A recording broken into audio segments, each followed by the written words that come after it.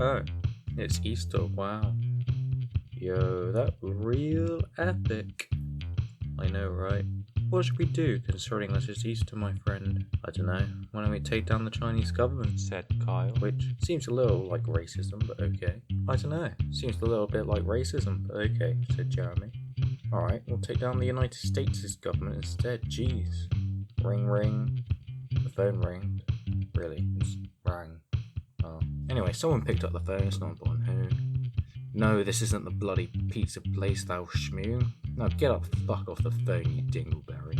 He put the phone down, then up again, then realised he probably should have just let the phone down, so he put it down again. Who even uses archaic pronouns anymore? Kind of base, dude. Shut the fuck up, Kyle, you little piece of shit. I still think it's that switching the consonants of words makes them funny. Yeah, I just do. Fine, that one was funny, but don't do it again. Thanks. Just kidding, it was shit. Get a fucking line. Shit. Whatever, the fact that thou pickest the phone up gave me an idea, said Jeremy. So I guess it was Carl who picked up the phone originally. Add that if you want, I don't care. Jeremy picked up an apple he found and bit it. Then he picked up the phone. Said Jeremy. What are you on about, sir? Said the guy on the other end. Hang on a bloody minute, Jim Malab, my boy. Why can we hear the guy on the other end? Said Kyle, being an absolute idiot. Probably because we have an omniscient narrator, said Jeremy, being super cool. I don't know, he doesn't seem that cool, said Kyle, being super not cool, kind of like your nan, who's also, by coincidence, not very cool. I mean, he did ruin my epic funny moment when I was going to eat the apple and still speak funny, even though it would have been revealed that I wasn't actually eating the apple at that time. And then it would have been funny because it was implied that I was speaking weirdly due to eating the apple beforehand, said Jeremy, who wasn't actually being super cool, just being ironic the entire time, guys. I'm not sure that was particularly implied, but I do wonder why, if he's so epic, he adds a really vitriolic comment after noting who says which particular thing, said Jeremy, who's already getting my nerves, I'm not gonna lie. I'll be honest, that got way too meta too quickly, and I don't really understand complete's going on, like, did you even eat the apple or not? Said the guy on the other side of the phone, who, from henceforth, will be known as the guy on the other side of the phone. Listen, we want to order some pizza. Dude, that doesn't make any sense. I was the one prank calling you. Why would you ask to order pizza from the guy who was asking for pizza? Even if you thought I wasn't prank calling, why would I have pizza if I was asking for pizza? Listen here, pal. Thou asks a lot of questions for someone so unoriginal that they copy the very thing in front of them. But the real question you should be asking is, how thou couldst get us some pizzas for us? I'm not getting pizza for you. Wrong answer. I know where you live, Jonathan. My name's not Jonathan. Not with that attitude, it's not. Well, it won't be if you keep with the attitude of saying people can't do stuff because of their attitude. In all honesty, it hardly matters, because we'll blow up thy nan if thou dost not give us pizza. Below, said Kyle.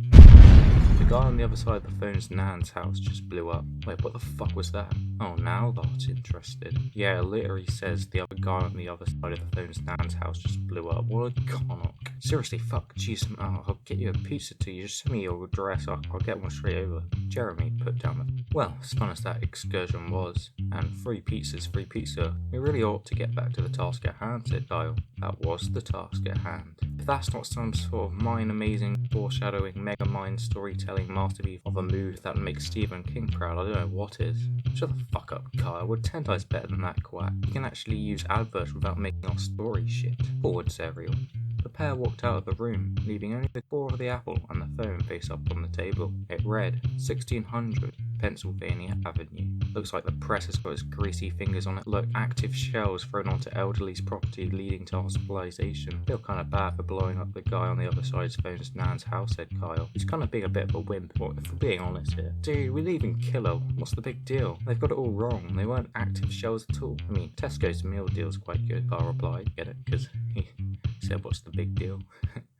Cool, isn't it? Now, that's only because they're so overpriced to begin with, Jeremy replied to Carl's reply, which overall has actually become a bit of a pain now because I have to link Tesco into the store. It's probably not a place for it, so I'll probably shoehorn it in at the end. Meanwhile, across town, at the guy on the other side of the phone's nan's house. Look at this officer. Be careful, this fuse didn't even go off, said the guy on the other side of the phone. Who the fuck even cares? Nans die every day, you don't see me crying about it, said the officer, whose nan actually did die, and he said actually does cry about it on a pretty regular basis. My nan's not dead, she just suffered minor injuries. Did I ask? Didn't think so. Well, she would have been if the second bomb had gone off by the looks of it. Could have destroyed an entire house, this baby, said the officer, pointing to a baby. But officer, surely if that's the case, you want to ensure the people's safety around here, and not be smoking a goddamn cigarette whilst examining it, he said with a rather passive-aggressive tone for someone who was in the bang-bang distance. Oh, just because I'm a police officer, I'm supposed to be pressing charges? Where am I used to this has? White people only get 1 day a year, by the officer, who, guess what, wasn't really pointing a baby, you nimwit. Imagine thinking that. How dumb are you? Yes, actually, maybe you should do your actual job. I've literally shown you an unexploded bomb on the premises, and you're not even trying to find the criminals. Well, obviously I would, but Jeremy's my right lad, so I could just take this bomb away then. Well, make my life a lot easier. Fine. Just do you know any good pizza places? What does he mean, a good pizza place, said Kyle, who was listening with Jeremy in a car parked in front of the White House, on the microphone they placed on the pizza box which they contained the bomb. Well, first I'd better explain how we listened to the conversation prior, because we planted a microphone on the pizza box which contained the bomb, said Jeremy, who was oblivious to the fact that the narrator did a pretty good job of explaining that beforehand, but fine, I guess. Nah, I'm pretty sure the narrator had done a pretty good job explaining that beforehand. Fine, I guess. Shh, there's the pizza, said Jerry, pointing to the pizza guy walking up the steps and ringing the doorbell. Hi, I'm Donald Trump and I love lasagna, said the Don John, who loves lasagna. Sir, this is definitely just pizza and not a bomb sent from a guy. Lasagna flavored pizza? No, but you could just place this inside anyway. Sure, it's Easter, why not? As he took the pizza inside, the car drove off. Bam!